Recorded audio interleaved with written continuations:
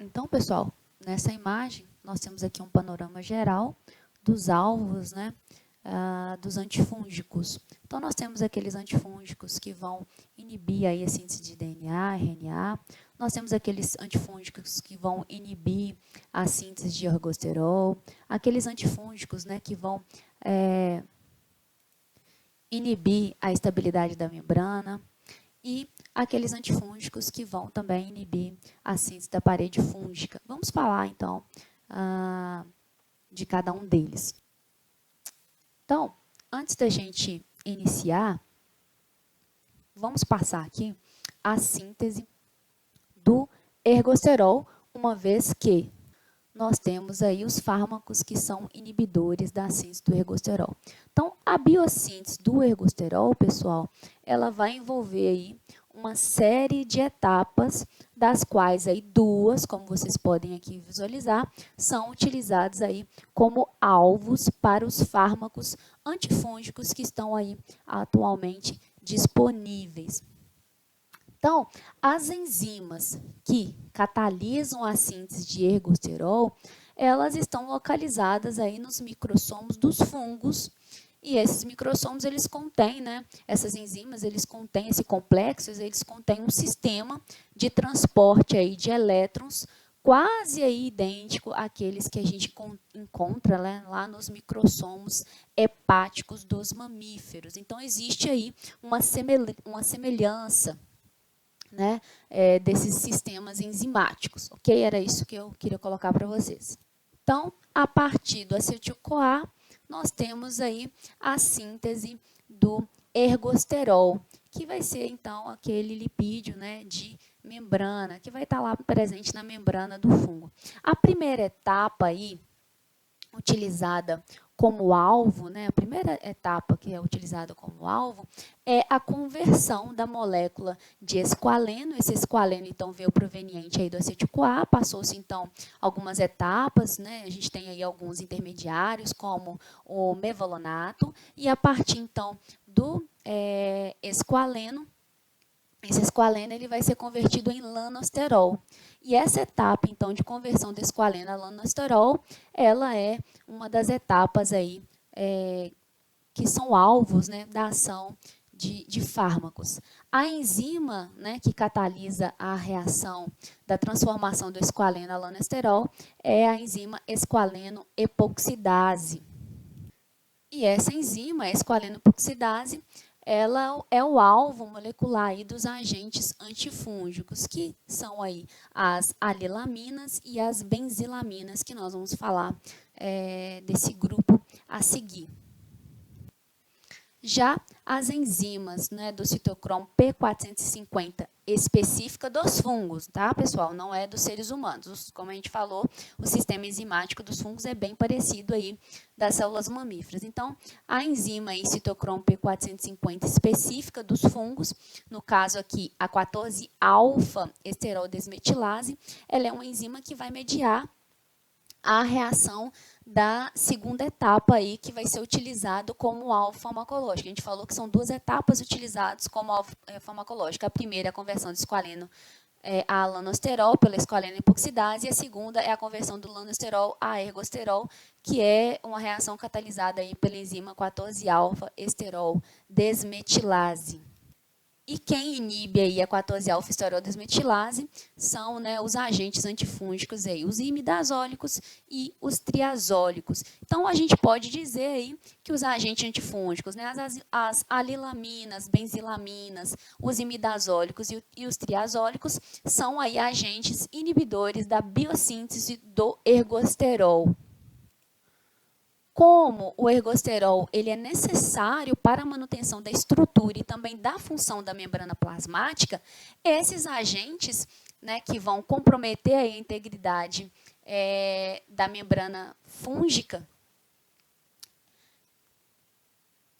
eles vão fazer isso uma vez que eles vão aí inibir a síntese do ergosterol e, com isso, vão suprimir o crescimento das células fúngicas, na maioria das vezes, na maioria das circunstâncias, com efeito aí fungistático, porém, em algumas vezes, dependendo aí, né, da concentração, eles podem aí promover um efeito fungicida, ou seja, eles podem provocar a morte da célula fúngica.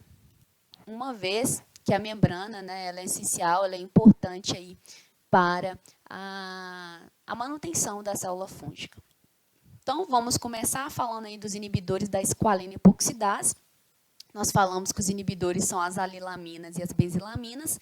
As alilaminas, nós temos aí a terbinafina e a naftifina, fazendo parte desse grupo, e as benzilaminas é representada aqui pela butenafina. Então, o que esses três fármacos fazem? Terbinafina, naftifina e butenafina. Eles inibem a esqualene epoxidase, portanto, eles vão inibir aí a síntese do ergosterol, o que vai resultar aí na morte das células fúngicas, ok? Então, vamos falar aí a respeito da terbinafina. A terbinafina, ela pode ser administrada aí tanto por via oral, quanto, né, através do uso tópico. Se liga, né, muito fortemente às proteínas plasmáticas, mais de 99%, apresenta um tempo de meia-vida extremamente longo, né, por volta aí de 300 horas, o que vai resultar aí no acúmulo da terbinafina na pele, nas unhas e também no tecido adiposo, na gordura. Elas apresentam aí uma biodisponibilidade oral de 40%, uma vez que elas sofrem, né, um extenso metabolismo aí de primeira passagem.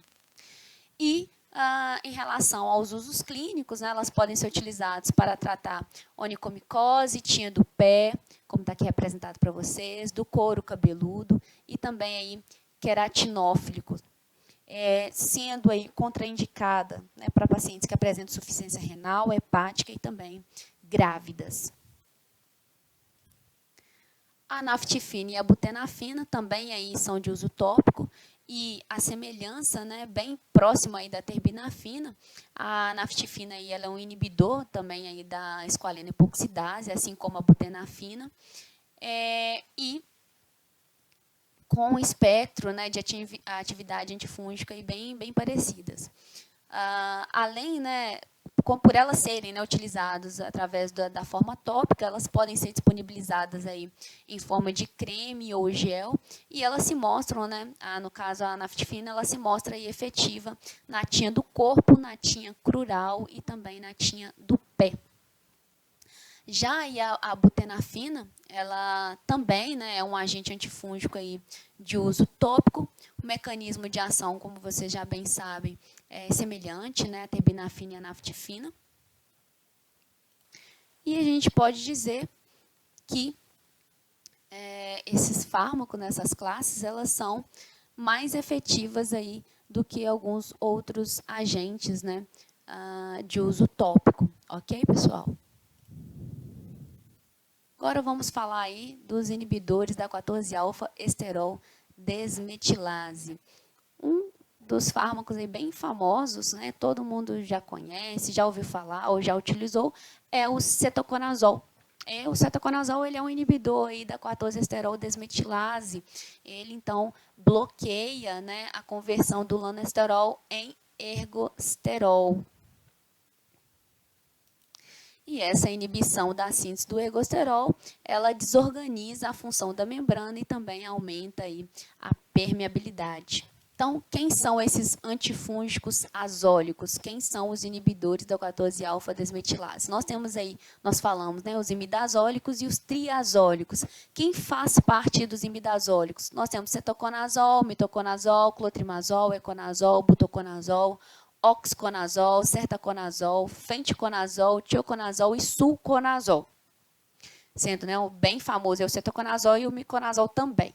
E os triazólicos nós temos o itraconazol, fluconazol, também bem famoso, bem conhecido, terconazol, voriconazol e o posaconazol.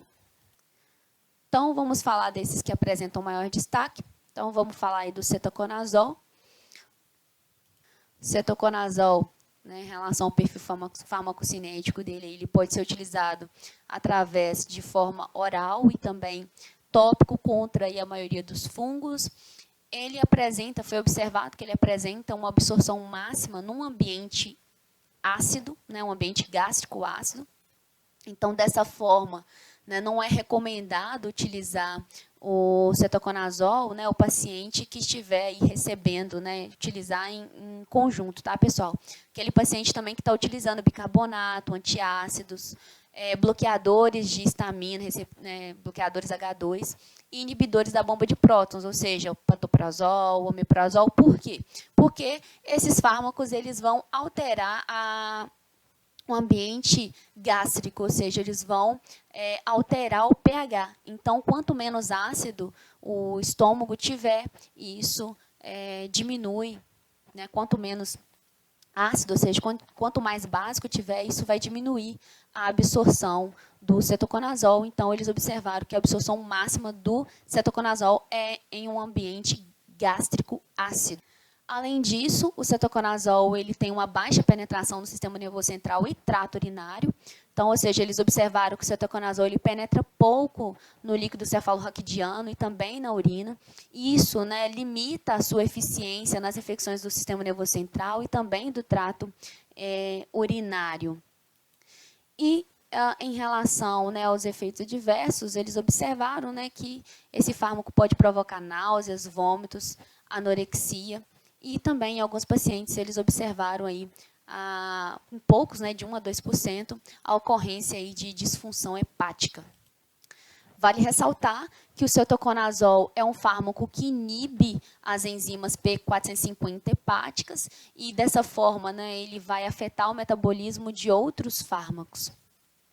Além disso, né, em doses terapêuticas, o cetoconazol também vai inibir as enzimas P450, 17 e 20 liase e também a enzima aí de clivagem da cadeia lateral lá nas glândulas suprarrenais e gônadas. E dessa forma, ele, né, uma vez que ele inibe essas enzimas, ele diminui a síntese aí de hormônios esteroides. E por isso, pessoal, foi relatado, né, a ocorrência aí de insuficiência suprarrenal persistente associado aí à terapia com o cetoconazol. E eles viram também que com o uso aí de altas doses, há uma inibição significativa da síntese aí de androgênios e, dessa forma, podendo aí resultar nos homens a ginecomastia, né, que é o crescimento das mamas e também a impotência.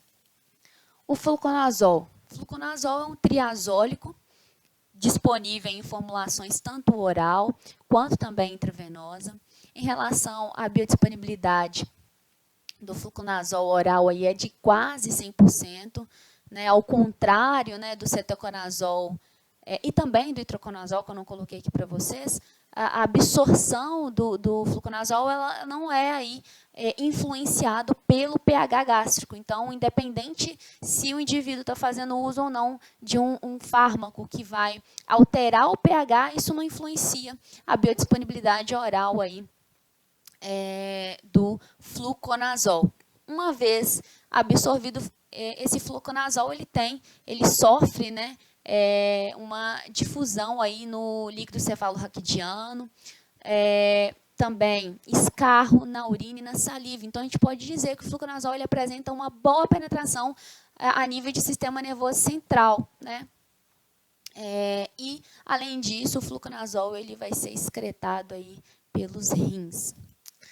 Então, em virtude aí de um perfil no qual o fluconazol ele tem efeitos adversos aí relativamente bem baixos, e também por apresentar, né, uma excelente penetração no líquido cefalorraquidiano, o fluconazol ele tem sido aí o fármaco de escolha para o tratamento de candidíase sistêmica e também da meningite criptocóxica, né? Embora aí o fluconazol seja ativo, né, contra a blastomicose, a histoplasmose e também a esporotricose, ele é menos efetivo do que o itraconazol contra essas infecções. Mas também pode ser utilizado. Mas se a gente for olhar em relação a qual seria o melhor, né, foi observado aí que o itraconazol ele é mais efetivo ainda do que o fluconazol em relação a essas infecções fúngicas. E em relação aos efeitos adversos, nós temos aí náuseas, vômitos, dor abdominal e diarreia. acontecendo, né, aí em 10% dos pacientes, e alguns podem desenvolver aí alopécia. Essa alopécia, né, ela é reversível, e também, em alguns casos, eles observaram, né, mesmo que casos raros, a síndrome de Stevens-Johnson e também da insuficiência e também a presença de insuficiência hepática. Em relação aos inibidores da estabilidade da membrana, a gente tem aí esses fármacos, né, que vão atuar através da ligação ao ergosterol, e esses fármacos eles têm a capacidade de romper, né, de causar uma ruptura mesmo da estabilidade da membrana dos fungos, né? Então, ambos os agentes poliênios, aí, tanto a anfotericina B quanto a anistatina, eles são aí produtos naturais derivados das espécies de Streptomyces. E durante décadas, a anfotericina, pessoal, ela constituiu aí o único tratamento efetivo para micoses sistêmicas. Então, tanto o seu efeito terapêutico quanto a sua toxicidade, também eles observaram que estão, né, relacionados com a sua afinidade pelos esteróides da membrana plasmática. Membrana plasmática do fungo, tá? Lembrando que é inibidor da estabilidade da membrana do fungo. Então, como que eles atuam? Tá? Tanto a anfotericina B quanto a anistatina. A anfotericina B, ela promove, né, como vocês podem ver aqui, ela promove uma ligação ao ergosterol. Esse nome, anfotericina, vem do caráter anfotérico, certo, pessoal? Tem a capacidade aí, né, de associar com a água e também com regiões aí que são lipossolúveis, tá? Por conta desse caráter anfotérico. Então, a anfotericina, ela se liga aí ao ergosterol e, dessa forma, ela produz canais, ou seja, ela produz poros. Esses poros, esses canais que ela produz na membrana do fungo, levam, né, a alteração da permeabilidade da membrana dessa célula fúngica. E isso vai permitir aí o extravasamento do conteúdo, ou seja, dos constituintes celulares aí que são essenciais ao fungo. Se tem esse extravasamento por conta dessa formação de poros, consequentemente, nós temos aí a morte da célula fúngica. E é interessante notar que a concentração de ergosterol associado aí à membrana, né, em determinadas espécies de fungos, é que vai determinar se a anfotericina B ela será fungicida ou se ela será fungistática para a espécie. Ou seja, então, quanto mais ergosterol presente na membrana do fungo, mais essa anfotericina B vai se ligar, maior vai ser a formação de poros e, consequentemente, a ação, né, fungicida vai ser evidenciada aí. E, além da atividade da formação de poros, né, eles observaram que a anfotericina B ela parece também estar aí, associada por estar desestabilizando, né, por desestabilizar as membranas do fungo através aí da geração de radicais livres tóxicos com a oxidação do próprio fármaco. Acontece, pessoal, que a toxicidade da anfotericina B limita o seu uso clínico. Então, os efeitos adversos aí associados à anfotericina B, eles vão ser divididos em 3 grupos. Aqueles que vão causar aí reações sistêmicas imediatas, efeitos renais e também efeitos hematológicos. Então, vamos começar aí pelos as reações sistêmicas imediatas. Nesse caso, nós podemos aí incluir a tempestade de citocinas, né, em que aí a anfotericina B consegue desencadear a liberação do TNF-alfa, né, que é uma citocina do sistema imunológico, ou seja, que é o fator de necrose tumoral alfa, e também da IL-1, ou seja, da interleucina 1, das células aí do sistema imune do hospedeiro. Foi observado que tanto o TNF-alfa quanto a IL-1 provocam febre, calafrio, hipotensão, dentro logo aí das primeiras horas após a administração da anfotericina B.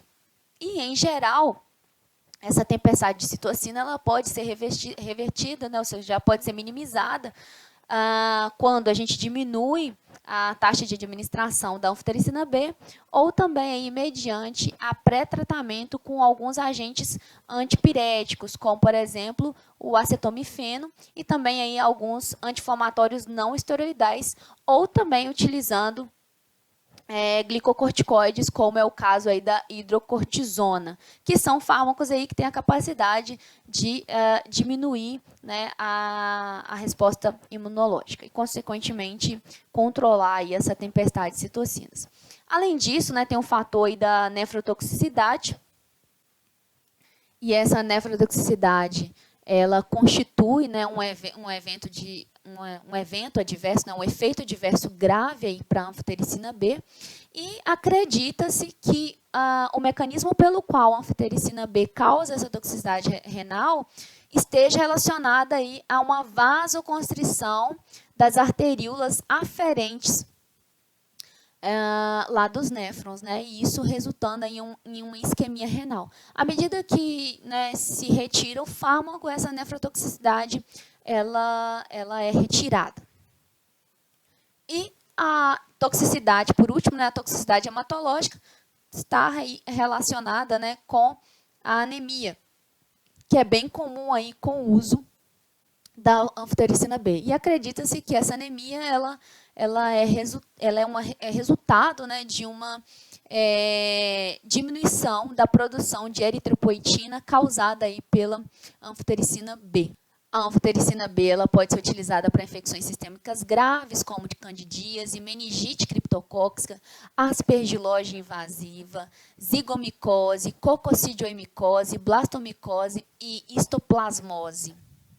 Por conta aí da sua alta insolubilidade, a anfotericina B ela vai ser apresentada aí através de forma de suspensão coloidal, e essa suspensão ela é pouco absorvida aí pelo trato gastrointestinal, e por isso a anfotericina B ela deve ser administrada por vias parenterais, como via intravenosa e também intratecal, bem como aí o uso tópico, ok?